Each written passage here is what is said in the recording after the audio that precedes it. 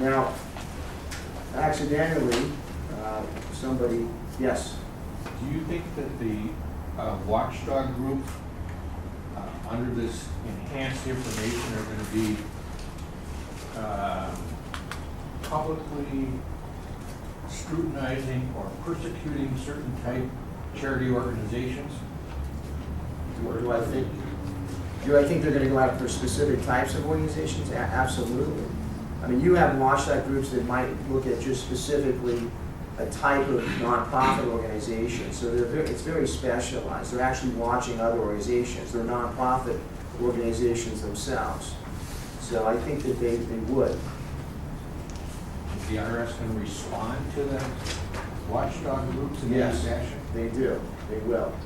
I mean, So if you get somebody that decides they don't like gay charity organizations or something,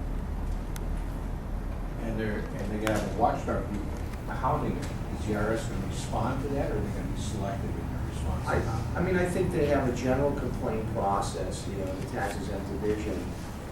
You're going to have to point to something that's not just some sort of, I don't like, gay people.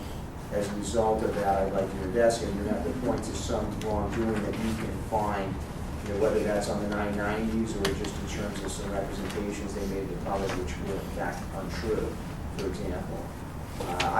The IRS does respond to these complaints. I've had clients that have come to me as a result of having to be subject of an IRS investigation or at least a preliminary questionnaire about certain things, and the result of it, they tell you on there that there's been a complaint filed.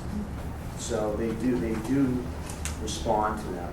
I'm not sure how well the Attorney General responds to complaints because, they're backlogged incredibly just on their registration filings. So I don't know how much time they really have. They'll probably pick and choose the ones that they go after, the ones that look most egregious in terms of any violations.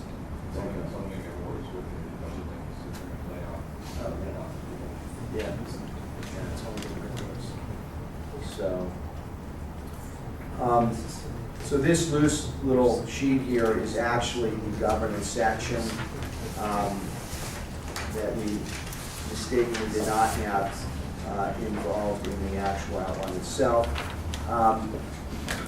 So I want to talk a little bit about Part 6. I want to go into the concept of conflict of interest policies and just the people that have clients here that are nonprofit organizations, a quick show of hands of how many of these organizations actually have a conflict of interest policy? So A few of them do. my question's been on for a couple of years, so they're starting to get, start answering. Well, they're able to find it from maybe a lot when they're audited. That's Oh, yeah. And sometimes they have, but they don't know that they have it. Those are the fun ones. They're written in the bylaws somewhere, but they didn't know it was there. Right. So that, the conflict of interest policy, and I actually put a sample one in this little outline in this exhibit B. This isn't meant to copy, I don't mind copying, but there's some things that are probably not in here that you may want specifically for organizations. But this is one of the policies that the IRS is desiring that organizations adopt as a matter of best practices. There's two main statutory provisions that ultimately sort of fuel the policy. One is called Section 4958 of the Internal Revenue Code. Section 4958 actually included also in this particular handout, and that is Exhibit E.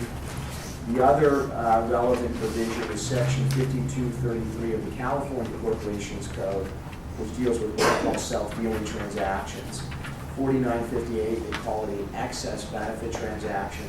California law calls it the self-dealing transactions.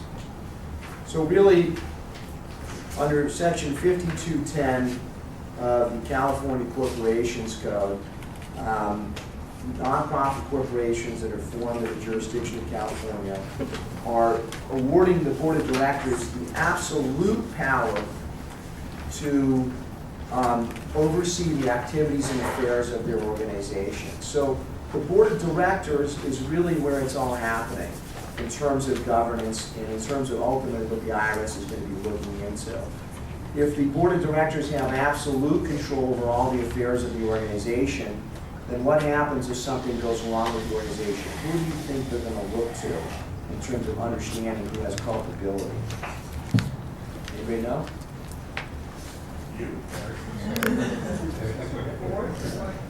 The board of directors, exactly. So Bill, Decision-making, anybody.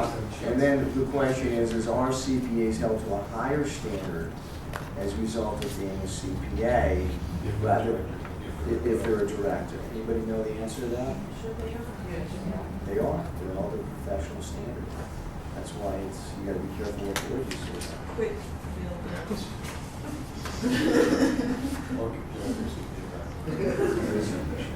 either or. So, the board has ultimate responsibility, which means that they also have potential liability. The question is what is the level of care that the board has to hold to?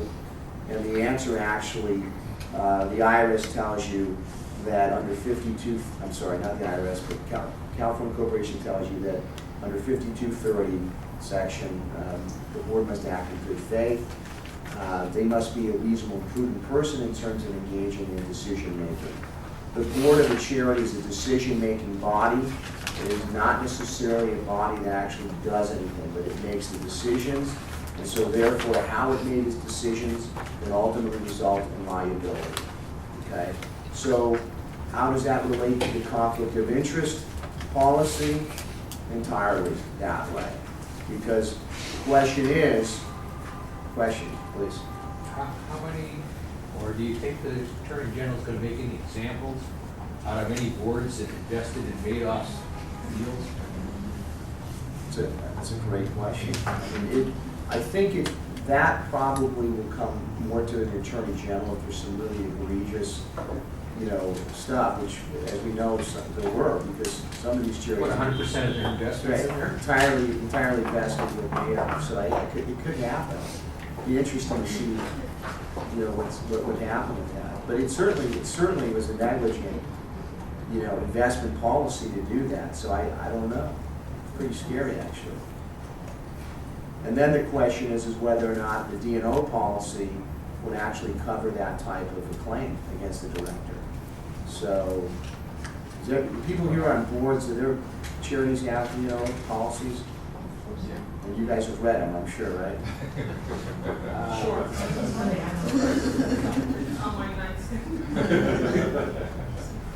It's sleeping material. So, Never read it. what's that? I don't think even the organizations, I don't think even, who was running it, I don't think they read it. You just assume that insurance will cover everything. Yeah. It's interesting, on the D&O policy, directors and officers insurance policy, very few people know that it's actually required in the California law. Section 5239, which I included in here, requires that you have D&O insurance. So not only is it a practical thing to have D&O insurance for a charity, because a lot of people like ourselves would probably be reluctant to serve on a board because you have something to lose, especially with a heightened sense of professional responsibility. The D&O policy is required under California law, except for very small organizations that are under, I think it's 25,000. Then they relax the requirement a little bit. Did you have a list of companies that issued, insurance for Nonprofit stuff. Because many years ago, I was on the board of my homeowners association, and there weren't that many places to get it, and it was very expensive for the amount of coverage that was given. Do you remember what they charge you?